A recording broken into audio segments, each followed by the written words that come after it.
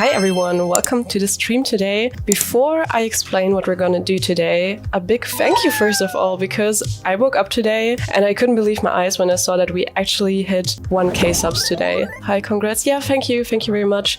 And yeah, this wouldn't have been possible without you guys, so thank you all very much. I see all the comments you make, I appreciate every single one of you. I put a lot of effort in the videos and everything I make, so it motivates me to see that you guys care. Like 1,000 people are following me and actually care what I'm making here, so that's actually wild when I think about it. So yeah, I just wanted to say my huge thanks for this. Today we're celebrating with the stream. I have a very special idea what we're gonna do today. So what is planned?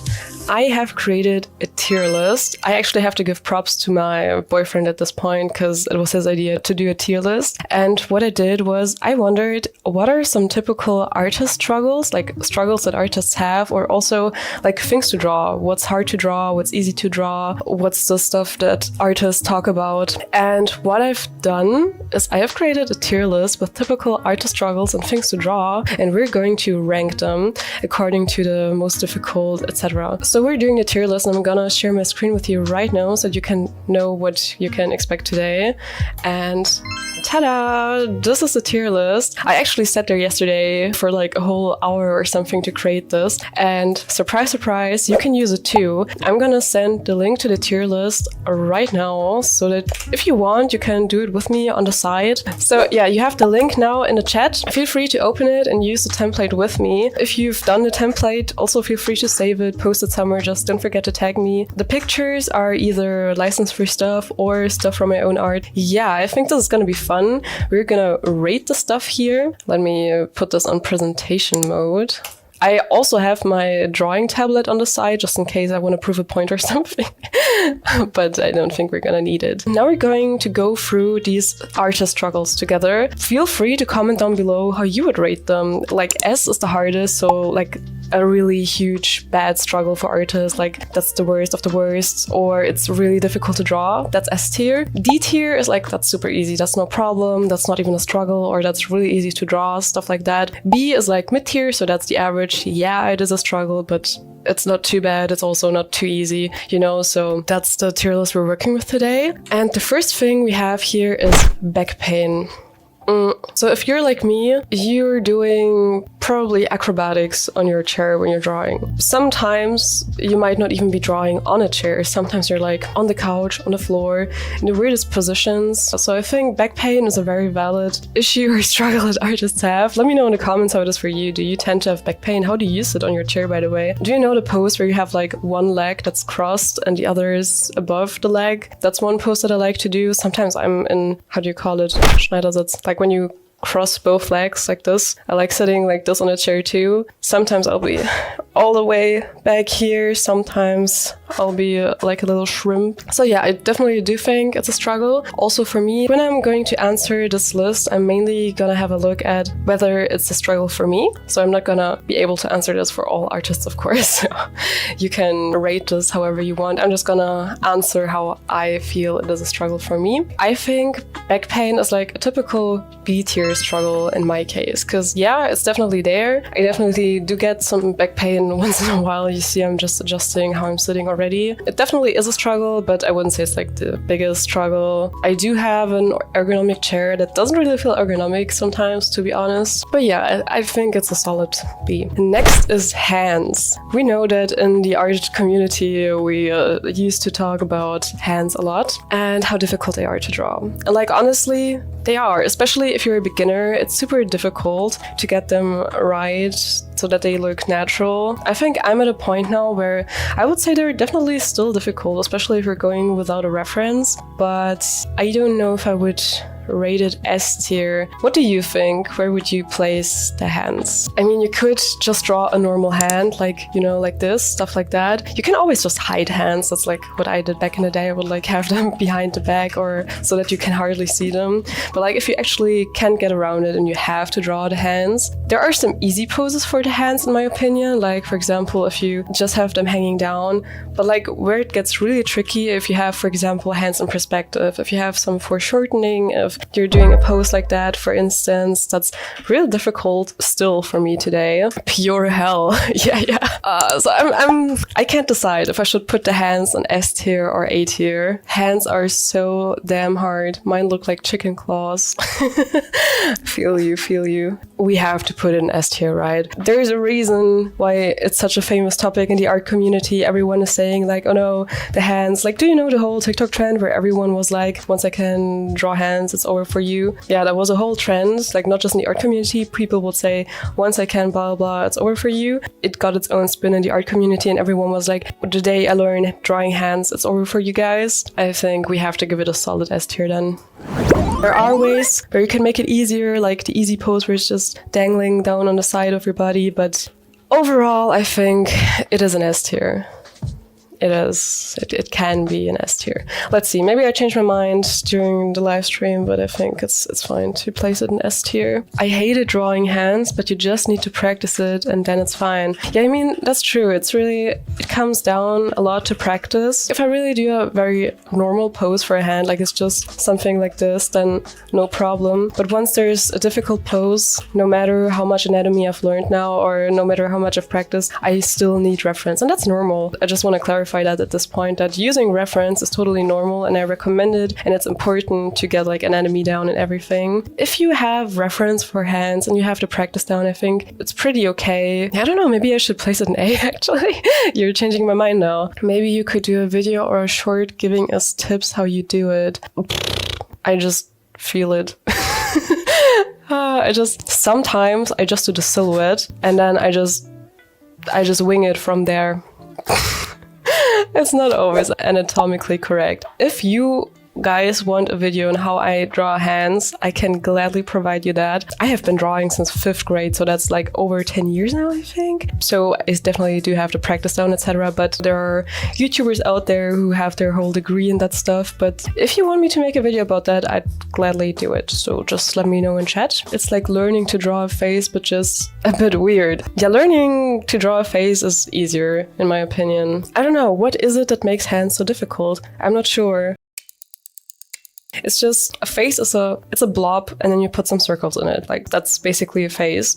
But when you draw hands, you have all these extra limbs and it's so easy to get them wrong so that they look unnatural. If like one finger is way too much in a different angle, there's much more you can do wrong in terms of what is naturally possible with a hand. And then like also getting the shape of the fingers right, and you have like the bones, the veins, whatever, depending on whether you draw them. I mean, you can also do very simplified hands. This could apply to the whole tier list. You can make like a comic style where it's not realistic at all. It's like just 3 fingers or stuff like that and just 3 blobs. But we're not talking that right now. I'm talking about realistic hands, basically. But if I see my first portraits, it's as weird as my first hand. Well, that's true. That's true too, if I think about my first portraits back then. I don't know. Hands just have such a bad reputation in the art community. I have to place it high. Okay, let's look at the next artist struggle, which is starting multiple projects. This is one that I hear a lot of artists struggle with. I'd say, like, for me personally, it's not even that much of a problem because I don't tend to start multiple projects at once, at least not multiple art projects. Starting multiple projects for me personally would be under B tier because I just don't do that. But let me know how it is for you, because I think that really depends on you personally. There are a lot of people there who start multiple projects. It's not even that I don't do a lot of stuff. I'm actually a person that's very interested in very different topics. Like I do art, I do music, I sing, I play the piano, I compose beats and like songs like that. I make videos, I make my YouTube. So like I do a lot of creative stuff, but at the end of the day, I don't think I start multiple projects and like never finish them. For instance, right now I have one digital drawing going on Photoshop and that's it. Everything else I already finished. Of course, there are some pieces where I was like, okay, I don't want to continue that, but it's not that they're unfinished and I want to continue them.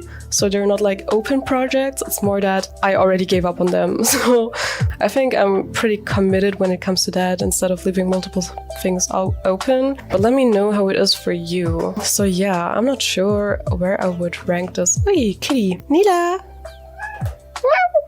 Say hi. She's shy. It was like she realized, oh, am I on camera? Going down.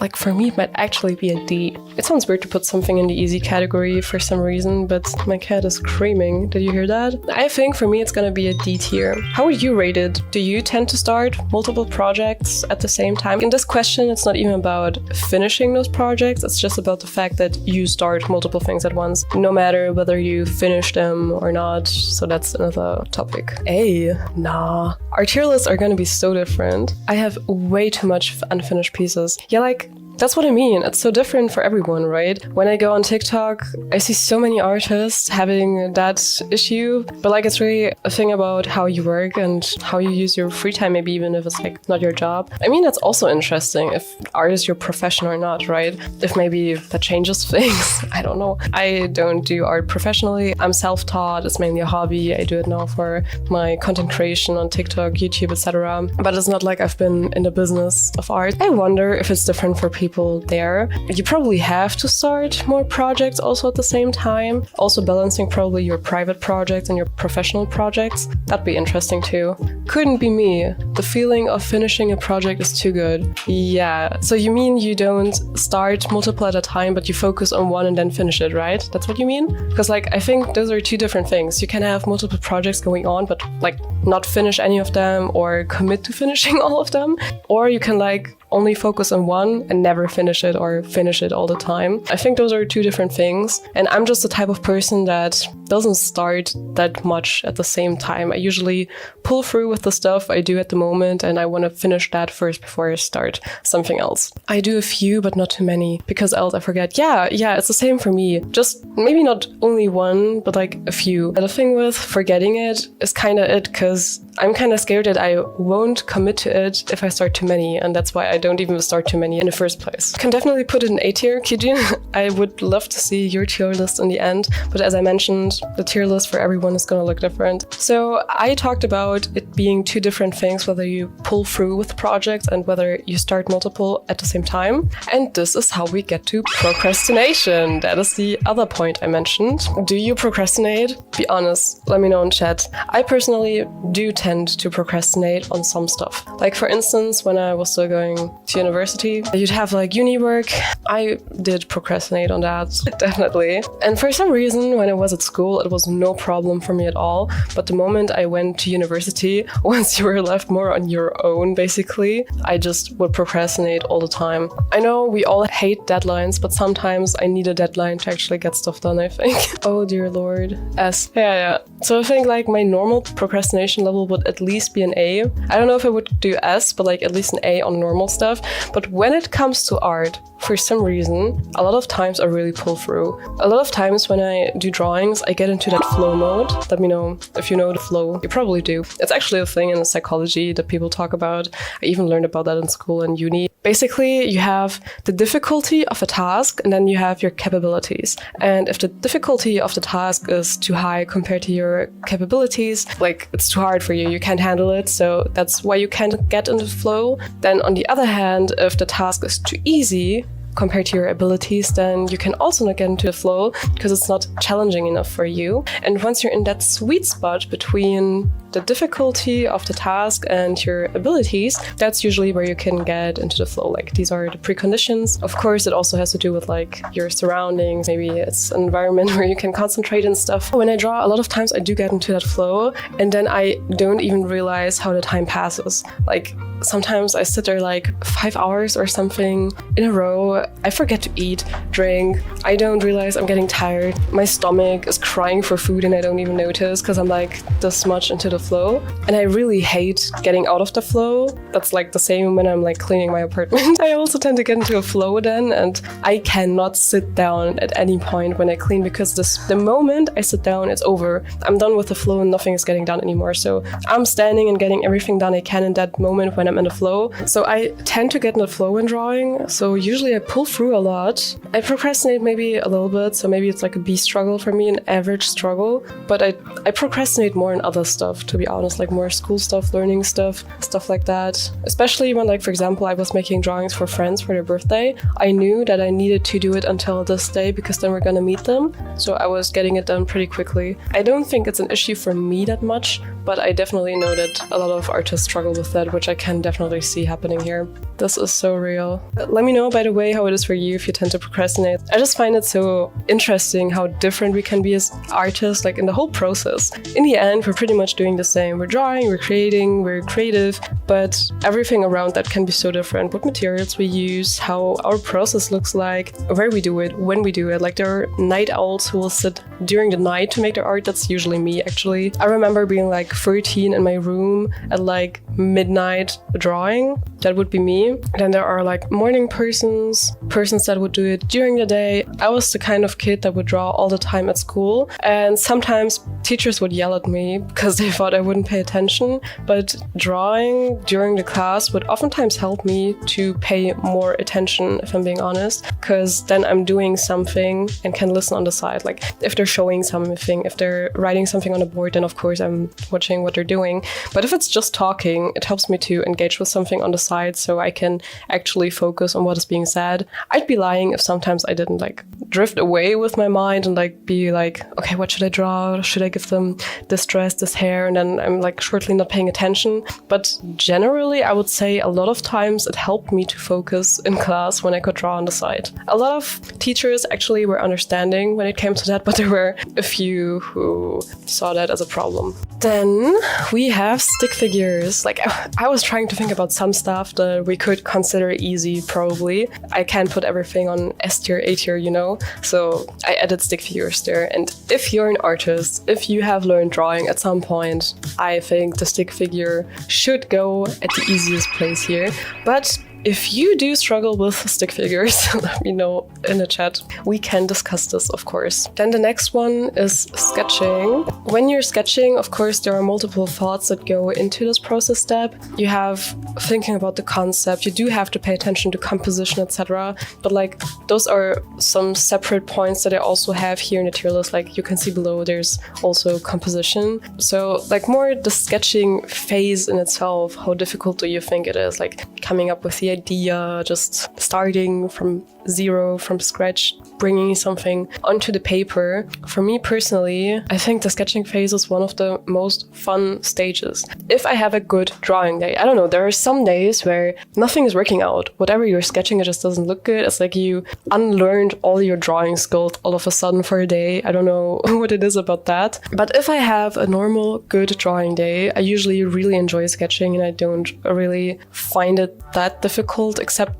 like, it depends on what you're sketching, if it's like perspective stuff, like backgrounds, whatever. But as I said, those are other points that I also have here in the tier list. Just in general, I find the sketching phase rather easy, so I would put it on C, I think. Like, it's one of the phases that is more easy for me, I would say, or that I also more enjoy, which also plays a role in my opinion. Next up is art group projects.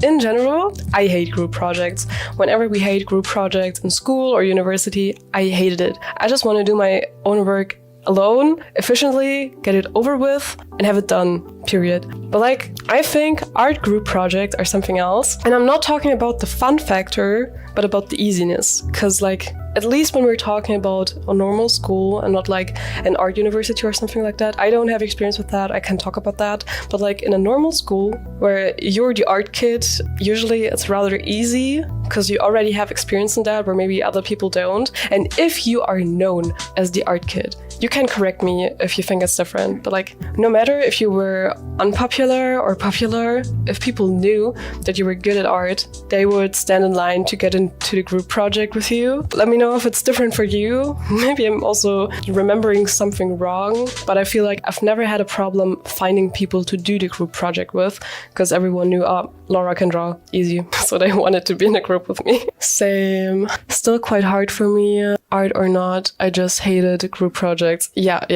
True. Same for me. Didn't enjoy it. I mean, we do kind of have to consider whether we enjoy something too in this tier list, in my opinion. I would say it's a B. I think it's rather easy to get the people to want to group up with you, and you might have the advantage if it's like a normal school skill-wise, but group projects are hell, no matter how you see it, so I think it's a solid B. Then we have rendering. So for me personally, sometimes I find rendering fun, sometimes it's kind of a hassle. What I find a bit difficult with rendering is that it's so flexible. When you watch tutorials, you watch something about how to sketch, you watch something about how to do line art, you watch something about how to do the flat colors. It's usually very similar in that. But once people start to do a tutorial on how to render, it's complete freestyle. Like everyone does something else. One person will do it all on one layer and just like they're painting a canvas, you know, like a traditional canvas. I'm mostly thinking in digital art, as you can see. Some people will do everything on one canvas, and then there are other people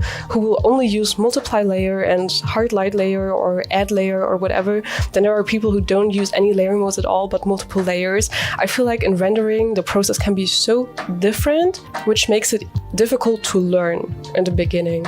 I remember when I was learning art, I didn't even understand what rendering was. People were throwing the term rendering around, and I was like, what does that mean? Teach it to me. And then I'm looking up videos, and then they're basically just finishing up the video, and it's not like there is a concrete rule for me to follow here. So that was really irritating for me. It was more like, okay, this is how I wing it, this is how I render, and you could find 20,000 different versions of how people render it, basically.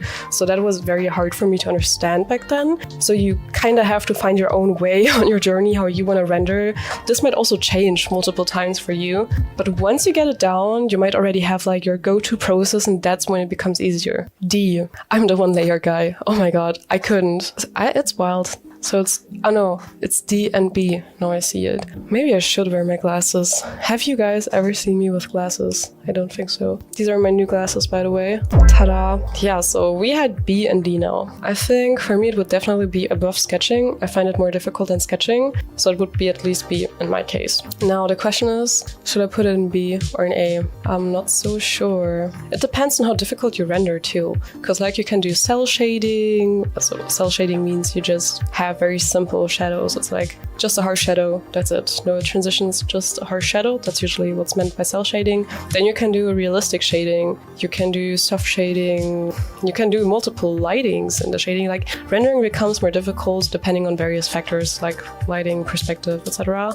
But just rendering in itself, A or B, I can't decide. Let me put it in A for now, but maybe I change my mind later. One layer is funny, to be honest. I don't do it often, but it's really fun. Sometimes I've already done my whole piece, and like I've already done the shading, the lighting, etc. But then there's the point where you just draw over it. Like you use the color picker on like the exact area you're painting over, then you just do some fine adjustments. That's something where I do everything on one layer basically. But like for a whole piece to be working on one layer, that's wild for me. But then again, I don't know, that's just my process. For me, the advantage of drawing digitally is being able to separate it in layers so that if I don't like something, I can undo stuff without affecting the other stuff, because that is something that always felt scary to me when I was still drawing traditionally. That was the advantage to switching to digital for me. But I get it, like people work differently, so it's so interesting for me to hear how you guys draw and what you like better and what works better for you.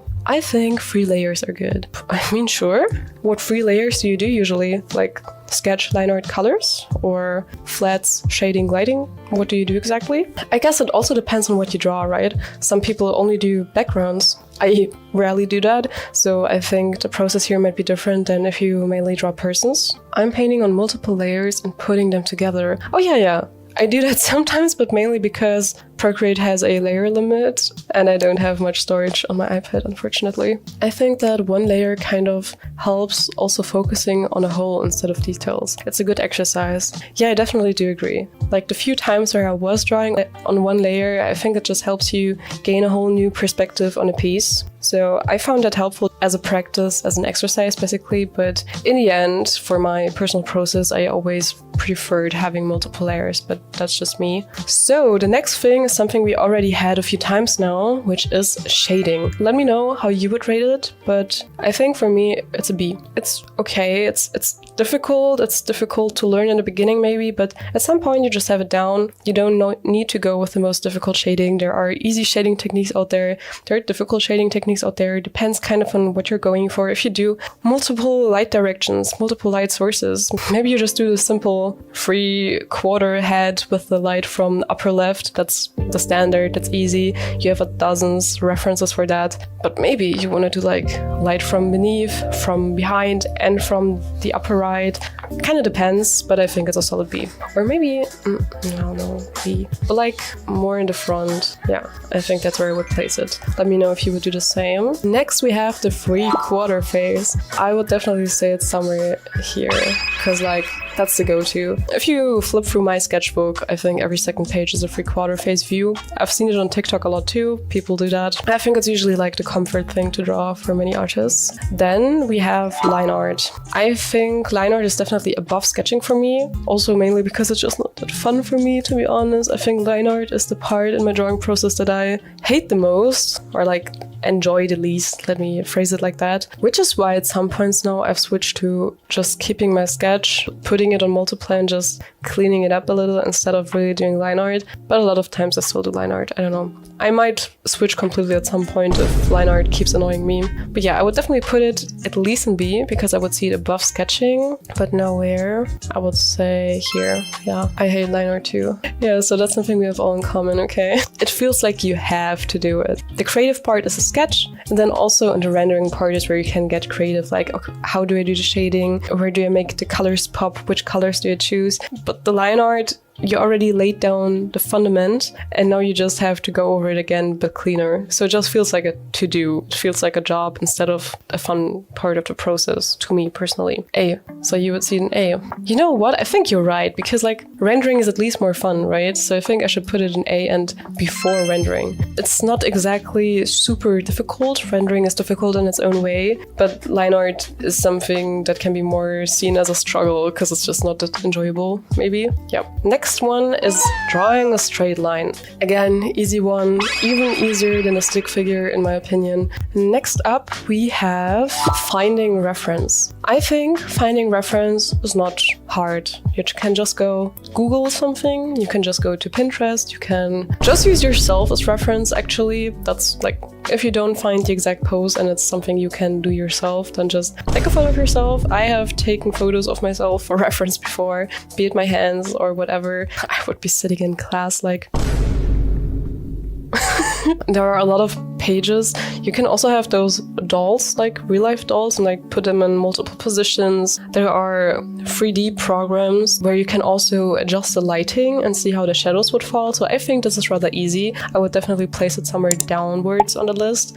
The only point where it can get difficult is honestly, if you use Pinterest, for example, it's so overflown with AI now. So much scrapped AI stuff. It's not just hard, but mainly annoying to go through Pinterest now, and also all the ads. Maybe where it gets difficult is actually finding a good reference that's not AI, at least if you're on Pinterest. I think on Google it's becoming the same if you're just Googling pictures, so that's something that I find really annoying, which is why I would at least place it somewhere here and like not all the way down. But if you want something very specific, it's hard, to be honest. Yeah, it can get hard, that's true. Sometimes you can also photo bash, like you can get multiple references and put them somehow together, so that's like last resort. Due to all these reasons mentioned, I wouldn't place it all the way down. Should we place it here? What do you think? I don't know if it's over starting multiple projects. For me, it is over starting multiple projects because it's just not that big of a deal in my case, at least. I think, like,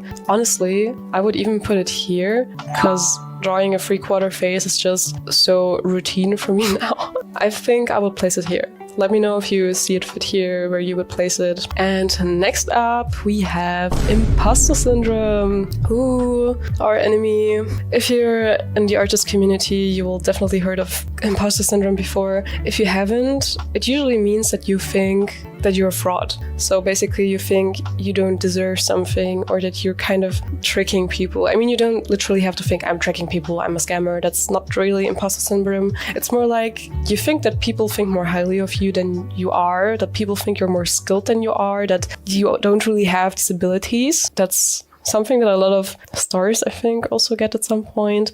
But especially a lot of artists and like also content creators seem to be getting that. I personally think that I don't have imposter syndrome that much, like a normal amount. I just think that imposter syndrome is something that most artists have at some point. So I would definitely say like C or B. But I don't know. My boyfriend keeps saying that I have imposter syndrome, but I don't think I do. I think I have imposter syndrome with other things, but not exactly with my art. Because like sometimes I'll be like, yeah, I just know that my art is not perfect. There's a lot I can learn. I know that there are industry professionals that know so much more. For example, concept art, you need to be able to do this and that. I'm not that good with my art. I don't know if I can provide all of this to people on my YouTube, blah, blah. So it's stuff like that that I was maybe talking about. And then he's like, oh, you have imposter syndrome. But I really don't think I have imposter syndrome. I think those are just some normal thoughts and just me assessing my skill realistically and just knowing that there's more to learn. So I wouldn't say it's like that I have that much. Just a normal amount for artists, I guess. Where is normal?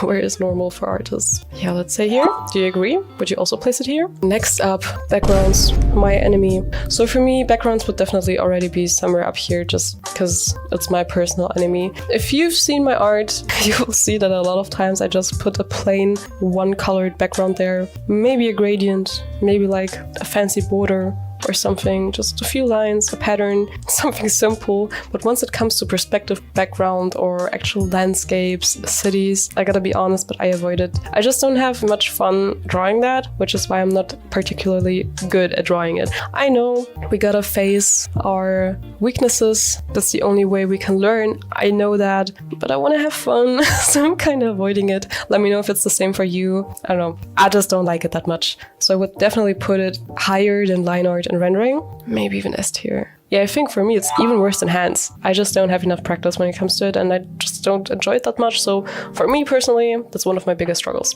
I don't know, I need to learn it more. I need to get better here. I know. Then we have multiple people. That's definitely one I have to put up there too, because once it comes to like drawing one person, it's all good. But once it's more than one person and one piece, that's where it gets a bit more difficult for me. Like proportions wise, I can even do it probably, because like, you know how people usually break down a character into like heads? Like a normal person is like proportionally 7 heads or something. So you can just draw in the heights of the people and kind of get it down. That's not exactly the issue for me. It's just getting them into a natural pose with each other. Like if they're hugging or if they're like having the arm over the other one. I can do it, but I do find it harder, definitely than one person. And I also find it harder to motivate me to get the piece done because it's more work. You have to draw more people than one. I mean, I did draw, for example, let me show you. It's the drawing of Echo and Jinx from Arcane, which is 2 people.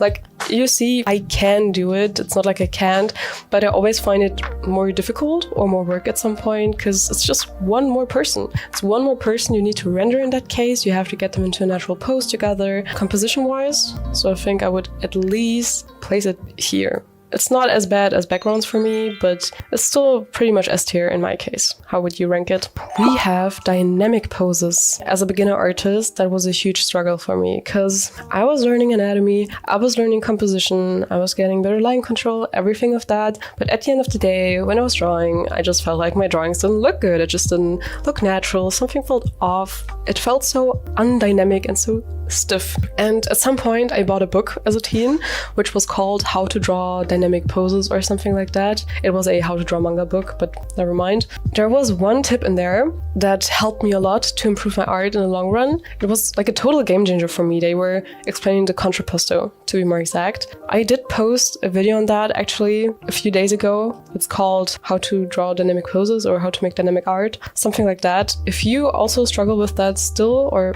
just need some more tips, maybe check that out, because honestly, the tip I'm sharing with you there, it helped me so much back then, because back then I definitely would have placed this one up there somewhere, but nowadays I think it's like maybe a solid B. Even though I have this tip now, even though I learned this, it's still sort of a struggle for me. It's not easy to get a pose down naturally and dynamic all the time. I think I can do it now. I think I definitely got better at this. Here I asked you guys whether you also had the problem with stiff looking art, and of 17 votes, 59% of you say you still can't do it, and 41% said that you used to struggle with it. So what I found super interesting, that there wasn't even a single person saying that it was never a problem for them. That's interesting. Let me know if it was the same for you, because I feel like, didn't we all struggle with that? To get our poses and art naturally? Like, at least if you draw humans, right? If you draw backgrounds, I think that's a whole other story. But speaking of drawing people, drawing them naturally so that they don't look super stiff, I don't know. That was a struggle, and I feel like a lot of people had that. Then we have, can you draw me? So basically when people ask you whether you can draw them. I think that can get pretty annoying sometimes, and I've definitely seen that it's not just me, but multiple artists that have had that situation, that basically people assume that since you like making art, that you just want to draw anything, and they can just tell you something they want drawn, especially themselves, and that you should be kind of grateful for them to ask you that, like, for the fact that they're asking you to do that. No, because like also only if I like making music, that doesn't mean I want to do a song for you according to your wishes, and that all for free, especially because if I like doing something, it's usually because I want to do it the way I like doing it. I want to draw whatever I want to draw. If I don't feel like drawing you right now, I don't feel like drawing you. If I want to draw my fantasy characters, that's what I want to draw. Hey, Kitty is here. I didn't notice. Do you see her? Do you want from me? Let me sleep. This is Neela, for the people of you who don't know her yet. I have a second cat actually, Cleo, but she's a bit more shy, so you probably rarely see her. S or A? I think it's hard to make the portrait really look like the person. Ah, you mean if someone says, can you draw me? Yeah. That's a whole different perspective on that, yeah. Oh, so cute. Yeah, thank you. Did you hear that? You're cute. So yeah, there's the one thing with like being annoyed that people ask that, which is why I would like kind of see it as a struggle, because people kind of assume that you'd want to do that even if you don't. And some people think, like, it's like people assuming that they can pay you an exposure instead of money. It goes into the same direction for me. I'm in a position where I currently don't do commissions. I don't actively make my money with art, but especially if you do make your money with art, I can imagine it's even more annoying when people come around, yeah, can you draw me for free? I think that can definitely be annoying. But then your point is also super valid, that it can also be difficult to get the person right, and then also getting them in a way that they like the picture, right? Because you can draw them super accurately, but if you draw every crack in their skin or something, they can even not like the piece. Sometimes you would not want to emphasize the stuff in the photo maybe that they wouldn't want emphasized. You want to emphasize the right thing. So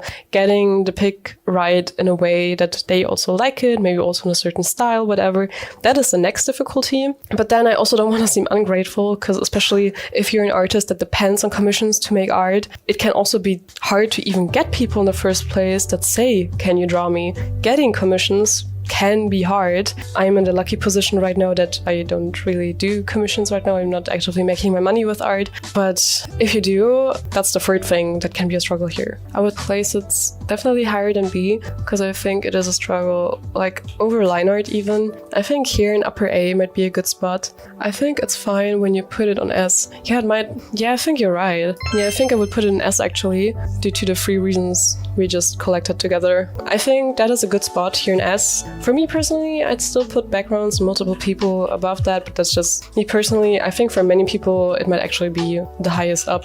Then the next one, drawing on the wrong layer. That's definitely something that has happened to all of us before. I think I would place it here. It depends when you notice it, right? If you've already done the whole line art, and you already hate line art in the first place, and then you notice it, you did it on top of the sketch, that's it's a huge struggle, it makes sense to put it above line art since we hate line art, and then we ruin the line art that we already did. Sometimes you will notice it immediately. You just made like 3 lines on a wrong layer and then you notice it, you just press 3 times undo and that's it. So in that case, it's not that huge of a deal, but it can get to this point, I think, where you did the whole line art and notice it too late. Drawing on a wrong layer is so annoying. Yeah, it is, especially if you notice it pretty late. It can really demotivate. I think there have been situations where I would actually stop drawing at that point when I notice I did it all on the wrong layer. If there's no other way around it than to redo it all again, I sometimes feel too demotivated to then continue right now. I need to lay it to rest for the night and try again tomorrow because it's too annoying for that day if I don't have a deadline or something like that, but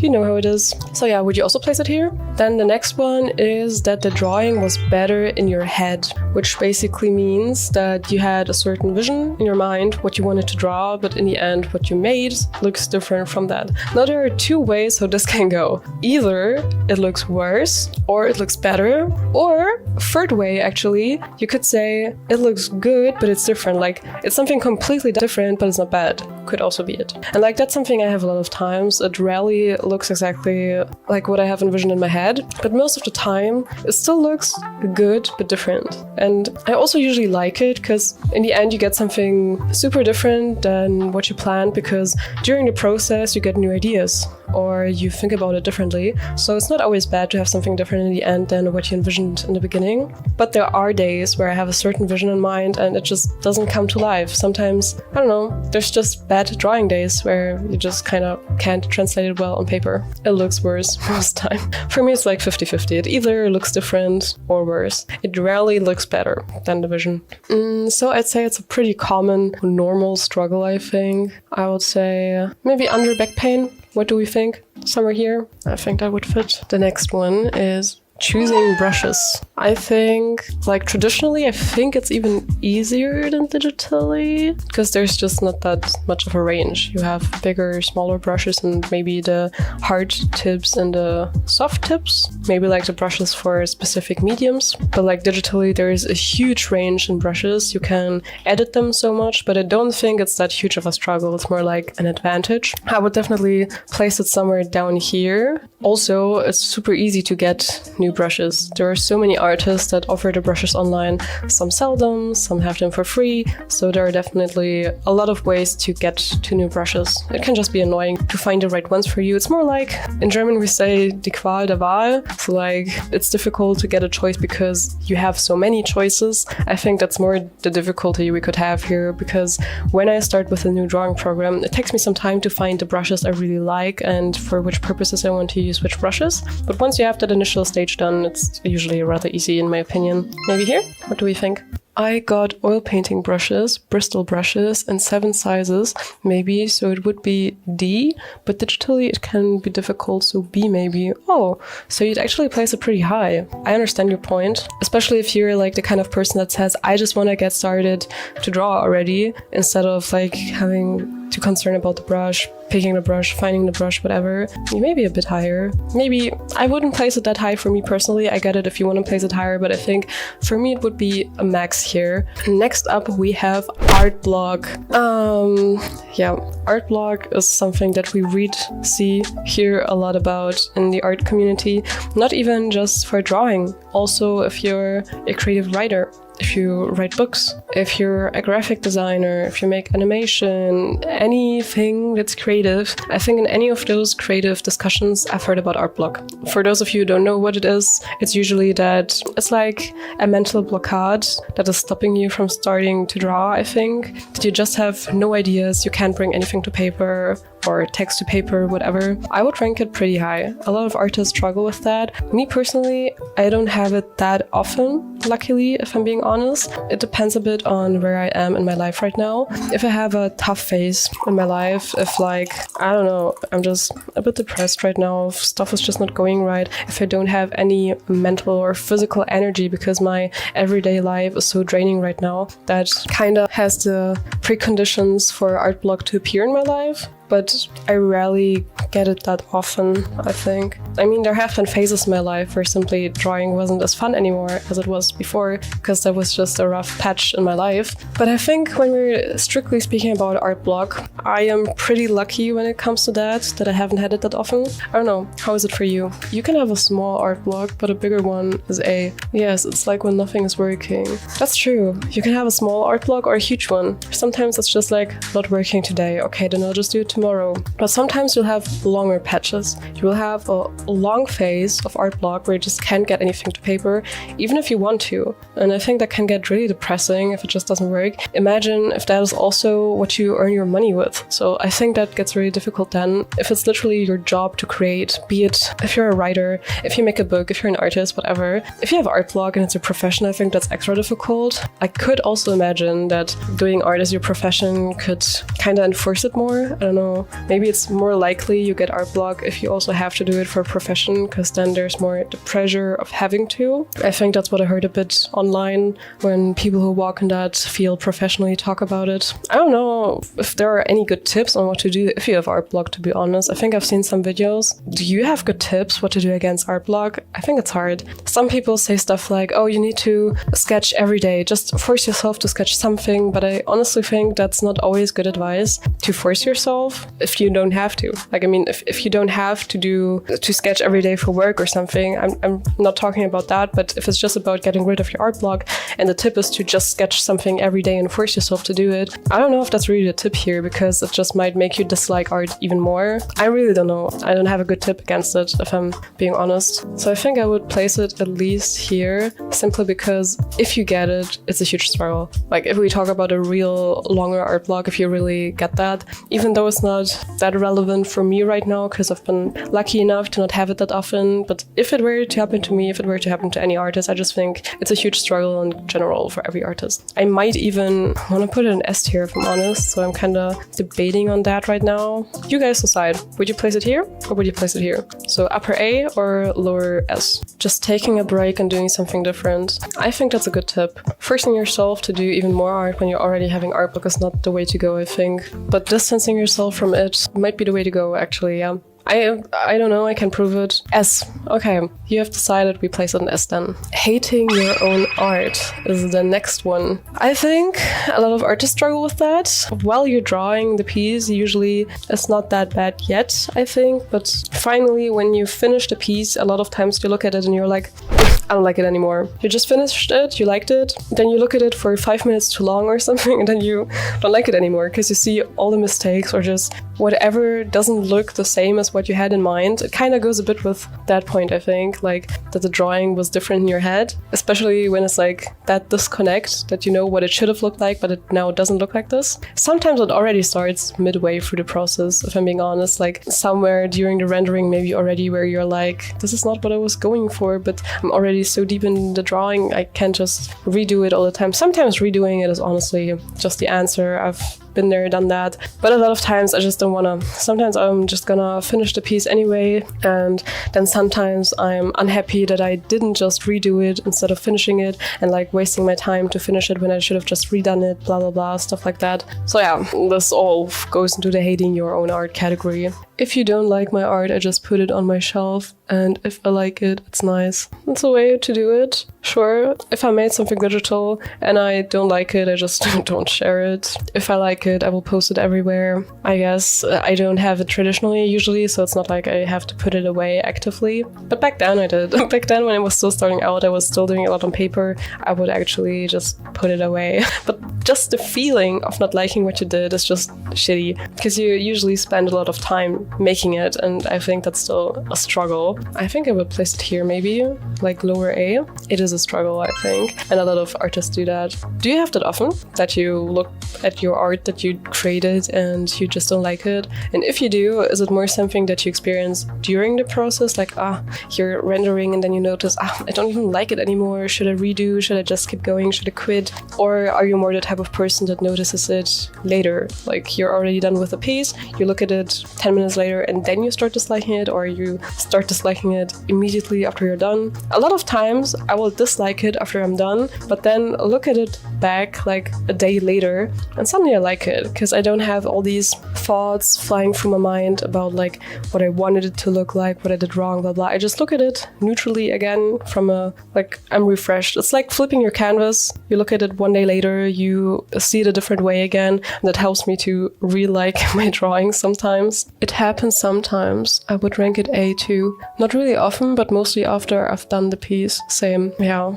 Then the next one, scammers. I don't do commissions much, so I think I would definitely have even more to talk about if I did. If you guys have experience with that, drop it in the chat. I think there are a lot of artists out there that unfortunately have experience with scammers that want to scam you for your work, for your money, that will maybe demand a first sketch, a full drawing, whatever, without sending front up payment or something first. But apart from that, even I keep getting bots or whatever private messages in my TikTok. Like some random newly created accounts will be there and like, oh, can I commission you to make a drawing for my son? And then they're always using these emotionally connected words like family, son, daughter, birthday, like all these words. They want to like resonate with you so that you think they're an actual person. And then usually they will also like offer a huge sum already, which is way too good to be true, which it is. It is too good to be true. And then you check out their account. They were created like 5 days ago and they posted like 5 videos on the same day, so it looks like they're an actual account.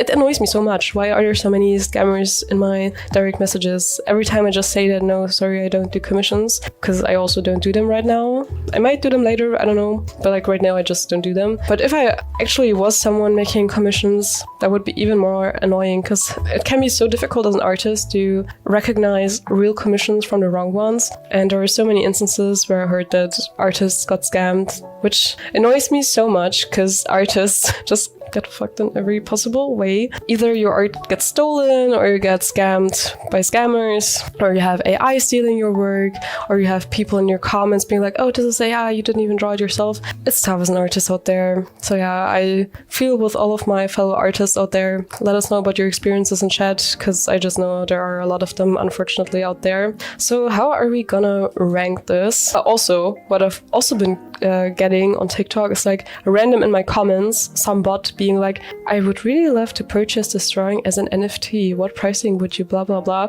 Something along the lines of this, and it's always the same copy-pasted message from different accounts on different pieces, and I've also seen it on other artists' posts. It's so annoying. Yeah. Anyways, where do we put the scammers? I really think it's somewhere in S tier, because apart from the fact that it's a struggle and annoying, some people are actually getting scammed out of their work and out of their money. So I think if it happens, it can end up really bad or just really hurt poor artists out there. So I think I would actually place it the highest, because if it happens, it's just a lot of damage potential. Even though I haven't personally affected that badly by it yet, like I haven't been scammed out of money or something like that before, I just think there's a lot of risk to it. I would place it that high.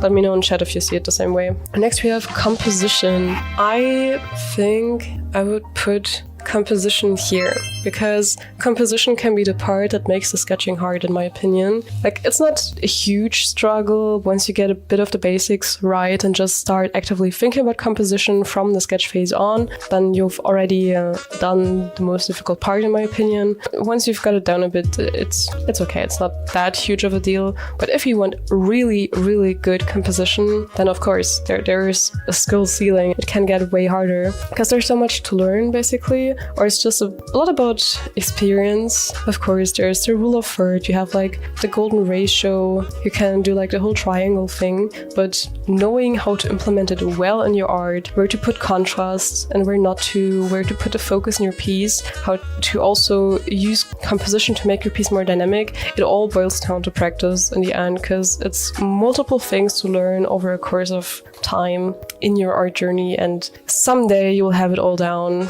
I wouldn't even say I have it all down, to be honest. I'm still learning, I'm not perfect. So, but I wouldn't rank it explicitly high here. Yes, it has a high skill ceiling, but in general, it's okay and you can get around at this level, I think. So let me know if you agree. Because you don't need to do composition always, I think. It's C. Yeah, exactly. So you agree with C. Nice. Yeah, right. You don't have to do it. Like, It's a skill ceiling. You can get better and better at it. You can improve your pieces to the max, but you can get a good piece with a really simple composition, like just a person standing and looking nicely at you, whatever. It's the cherry on top, but I would still place it here because there's a skill ceiling. Yeah. Now we have the second eye. It's a typical meme in the art community that you usually get the first eye well, but the second just doesn't look good. You can use symmetry tools to avoid this. I just personally don't like doing that. I just don't use symmetry tools. I don't like it that much. What helps me to get both eyes symmetrical and like that they look basically the same and just anatomically correct is to draw both at the same time. So I don't finish one eye completely and then do the other.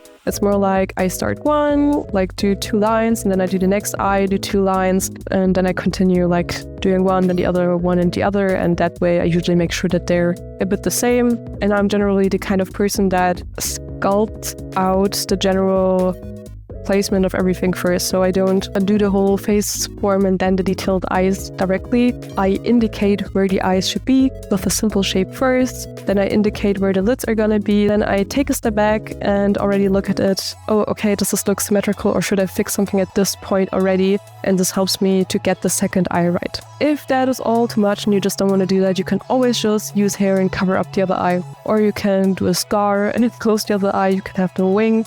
You can give them a pirate patch, whatever. There are multiple tricks and fun things out there that artists recommend that you can do if you want to hide the second eye. I don't understand the second eye problem because I'm just wearing both eyes at the same time. Yeah, exactly. This is exactly what I mean, yeah. For many artists, especially beginner artists, it's usually a struggle. But for me, personally, I'd place it somewhere down here. Maybe here? Would you agree? Yes, D even. So you would place it here. I mean, yeah, I get it. Maybe you're right with D, actually. Yeah, I think both C or D would be fine. I'm gonna stick it here to D. Next, we have anatomy. I think anatomy is definitely somewhere up here, not C or D, because getting anatomy down really well is hard, in my opinion. It's, especially in the beginning, to get like basics down is already hard. And then, this is where I am right now, you're at some point where you have a good general idea, you're pretty good at it, you can do most of the stuff. If you don't know it, then you just look at reference. If it's like something very specific, usually that's the latest point where you will get it. But you can still go way higher from here. Like, there is so much more anatomy that I can still learn. This is a high skill ceiling. There's a reason why there are YouTubers out there that's like, not just YouTubers, but like there are classes, tutorials. There are people out there that are really specialized on the whole art anatomy stuff that can explain it really well. There's like Proco, for instance, on YouTube that I used to watch back then a lot when I was still starting with art. He really goes hard on this anatomy side of things. That helped me a lot. Or maybe like here, A, lower A maybe, because it's hard to get into. And it has a very hard skill ceiling, and even now, once you have the basics down, there will be moments where you will need some reference to really get it down. Of course, you can always draw stylized. I'm not saying that you don't need to know anatomy to do stylized art. That's a whole other discussion, but you can avoid some of it on purpose, maybe. If you do very stylized stuff, when you say, oh, I don't know how to draw this, well, I'll just do it this way, you know. There are ways to avoid it, but I think A might be a good place to rank it. It's like really hard and you need to learn it. It's a thing to learn and not a struggle, in my opinion. A or B. For anatomy, you need reference to learn it. You first need to know the rules of anatomy before you break them. Yes, I would probably agree with this. And compared to composition, for instance, there's almost no way around it except for not drawing people at all. Like if you're doing backgrounds only, then it doesn't matter for you, right? But even if you're just drawing a person, you need to sort of get the proportions right. Even if it's just a face, the proportions of the face, you know, the whole how to sculpt the face so it's three-dimensional. So if we're not talking about avoiding it for stylization, it's anyways recommended to learn the basics even if you do very stylized art. You will notice even in stylized art that if you have the fundamentals down, it will help you to really get it down for your art and to implement it in your stylization. I definitely think it would be somewhere up there. So I think you also said A, B. Yeah, so I would keep it here right between A and B. Next up is finding your art style. I think finding your art style is optional. You don't have to find your art style, but I feel like many artists struggle with it, and many artists feel like they have to find their art style. The best is if you just try different art styles and don't think about it and just draw. Yeah, I think so too. I think when I was starting with art, I was starting by drawing manga, actually. I I was into anime, and through anime I kind of got those tutorial videos on my YouTube, and then I got all these how to draw manga videos, which is how I started, and it got me interested in art in the first place, so that's a good thing. And with that interest I now had, I wanted to learn more, which is how I got into like learn anatomy videos, more stuff like that, where I work more on my fundamentals. I really started out with just drawing faces. And once I had to move down to the body, that's where the problem started. Because, okay, now I got down the faces more or less, I guess. The bodies would look so wrong because I had like these huge heads, huge eyes because of the manga background that I came from. But then so many bodies and completely wrong proportions and super stiff, undynamic everything, which is where I was like, I need to start learning. So I gotta learn some anatomy and proportions and stuff, which is how I got into that. And after that is kind of where I got confronted with the question of art style, because I started seeing more videos around that. And that's where I started to learn that manga and realism is not the only thing you can do. I started to follow more artists online. I started seeing the multiple art styles there are out there. And at some point, my manga-esque style got more into multiple directions. Today, I would say I'm somewhere around semi-realism, but I really think the way to go is to just, as you said, try different stuff and see what you like the most. What I just find important is to not obsess over the idea of an art style. You can change it anytime. You don't have to find your whole art identity at some point. And even if you think you have found it, you can still change it at any time. I don't know about professional again. There might definitely be different advice you might be getting if you're talking to a professional in the industry, if it's about making a portfolio. I can't advise on that. I'm just making the disclaimer here. Generally, I recommend, especially if it's just your hobby, if you're just doing it online, don't obsess over the idea of an art style. It will come naturally. Just try around, do what's fun for you, follow artists that inspire you, see the possibilities there are. Maybe you will invent a completely different art style that still isn't out there, and maybe you won't, but that's fine. So that's just my grain of salt to this, but I'm getting too philosophical. I need to rank this. Where would I rank it? So since I think it's something very optional, I wouldn't rank it too high. It's not a must to have an art style, but I do find that a lot of artists struggle a bit with that because they think they have to. A lot of people, I think, tend to obsess over the idea of an art style, and like we make it a struggle sometimes. Is that the right wording? As I said, it's optional, so I don't think it's something up there. But I do think many people actively make it a struggle for themselves when it wouldn't necessarily have to be. As I said, I'm not talking about a professional context. I don't know if you have to do it for portfolio, blah, blah, blah.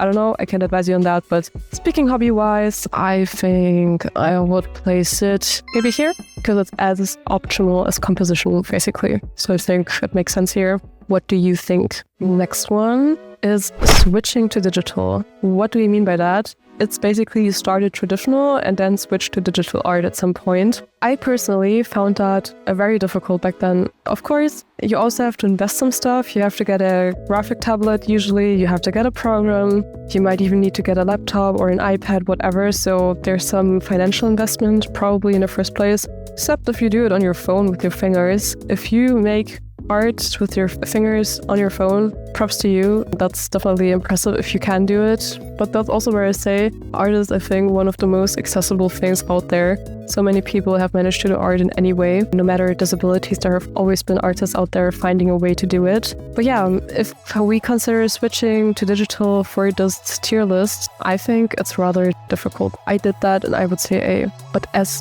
fine.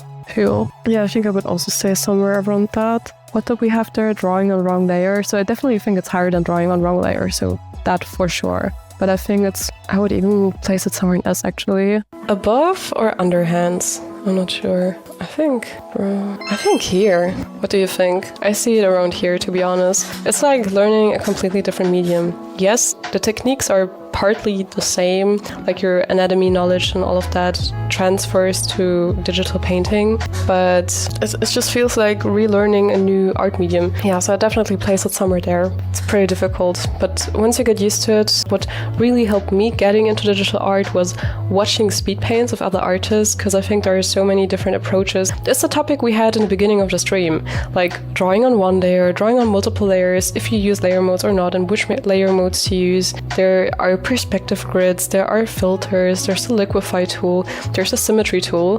There are so many possibilities and so many different art processes out there that for me the most helpful tip I would also give to people that are starting out with art is, of course, kind of getting used to brushes, finding your brush, getting used to the tool in itself, reading tips about the tool maybe, but also watching different speed paints from different people to find different processes, try out different processes, and by doing this, find the one that's best for you. That was what I would recommend. I don't know if you've seen my Q&A video yet. I think I posted it like a month or a bit longer ago. That was over the 500 subs actually. So amazing how far we've come already in a short time. But there I also had the question if I have tips on what to do to switch to digital, and that is exactly what I shared there. If you want more details, you can check it out there, but I basically summarized it just now. The next point being perspective. So I think perspective is hard. I still struggle with perspective. I would place it somewhere around backgrounds, to be honest. I think here it's definitely an S tier for me personally, especially when you have stuff like foreshortening. So like if hands look different because they're not just simply like this, but like you foreshorten them. If you have like frog perspective or bird point of view perspective, I mean, you have the 1 point perspective usually, which can also be difficult to learn in the beginning, but like that I would say is maybe still B tier. But once it gets to 2 point perspective, 3 point perspective, where it's like 2 points on the horizontal line, 1 point below or above, and then it's like a fisheye perspective or stuff like that. There's a high skill ceiling, and I just recommend using reference, honestly. That's the best thing you can do, breaking down the reference, understanding what you're seeing and replicating it in your own drawing.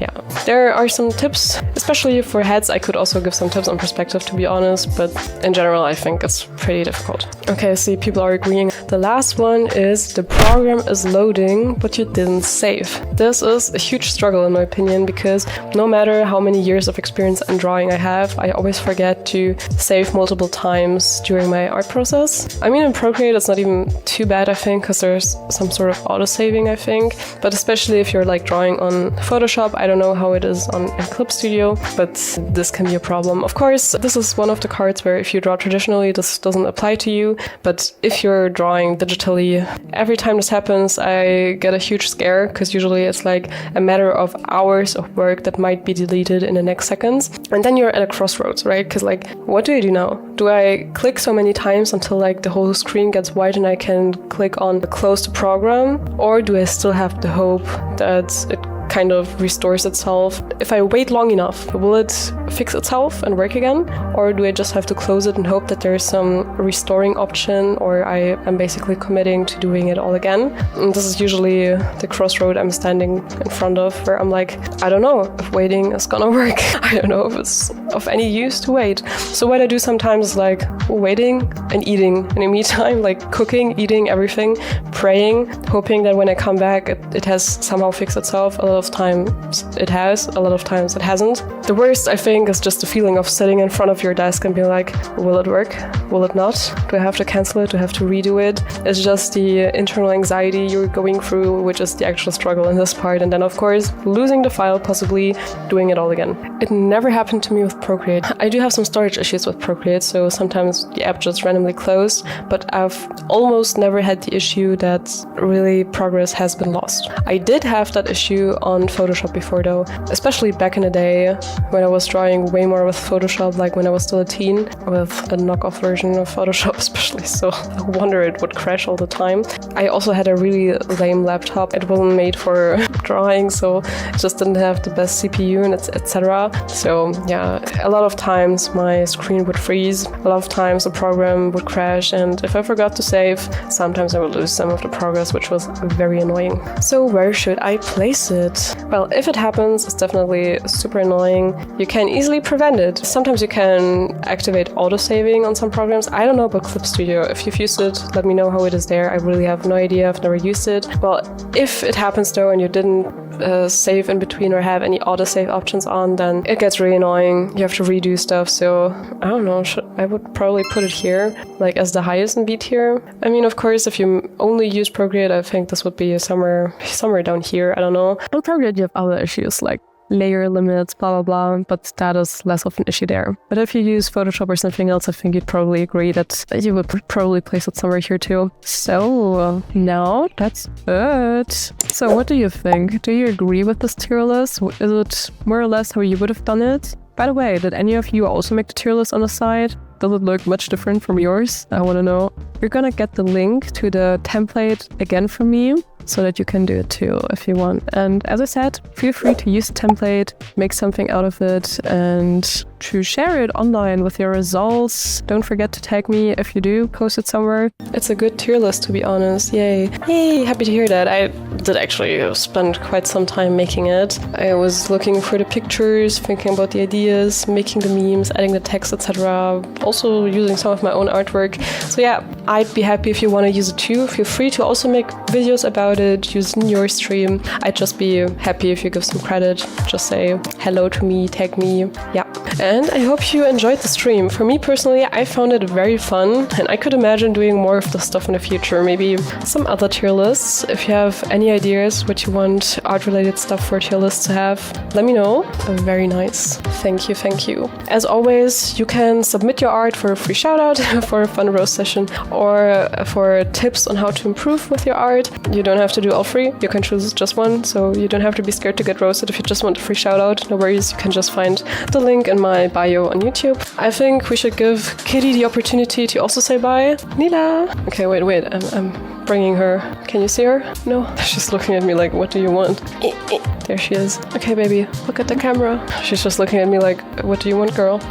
Okay, Kitty is saying bye. Bye-bye. I'm saying bye. Thanks everyone for joining. Okay, I'm gonna leave you alone, baby. And yeah, I'm probably gonna stream sometime again. Make sure to turn on notifications so you don't miss it. If you haven't already, subscribe, like, everything, comment. I appreciate it. And looking forward to the next time. See you soon. Bye!